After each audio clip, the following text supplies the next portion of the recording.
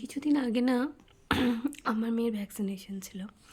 তো ভ্যাকসিনেশনটা করার সময় মানে আমি প্রচুর সার্চ করেছিলাম যে ভ্যাকসিন দেওয়ার আগে কী করতে হয়, ভ্যাকসিন দেওয়ার পরে কী করতে হয়, কীভাবে যন্ত্রণাটা কমে যায়, কীভাবে ওকে মানে ঠিক করে রাখতে পারবো, কীভাবে ধরবো।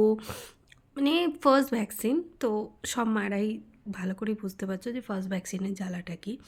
তো সব মানে পুরোপুরি আমি সার্চ করে গেছিলাম যে ভ্যাকসিনটা কীভাবে দেবো, কীভাবে ওকে তারপর রাখবো, ভ্যাকসিন দেওয়ার পরে কী করতে হবে। যদিও বাই প্রফেশন আমি জানি যে ভ্যাকসিন কীভাবে দেয় বা ভ্যাকসিনের পরে কী করতে হয়, বাট মা হিসেবে তো ফার্স্ট টাইম আমার। কিন্তু বিশ্বাস করো, সত্যি কথা বলছি, এটা প্রত্যেকটা মা রিলেট করতে পারবে।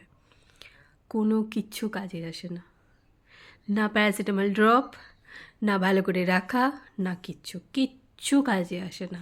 সারা রাত মেয়ে যত পা নাড়িয়েছে তত তার যন্ত্রণা হয়েছে। And this is insane. মানে আমি বিশ্বাস করো, মানে আমি যত ভেবেছি যে না পাটাকে ধরে রাখবো যাতে যন্ত্রণা হয়, ও ততোধিক চিৎকার করে কেঁদেছে।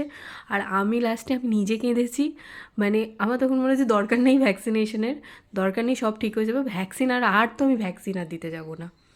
মানে সত্যি করে মায়েদের জার্নিটা ইজ কোয়াইট পেনফুল যখন নিজের বাচ্চাকে আমরা কাঁদতে দেখি। তো ভ্যাকসিন মানে কোনো কিছু কাজে আসেনি, মনে হয়েছে দিস ইজ এন্ড।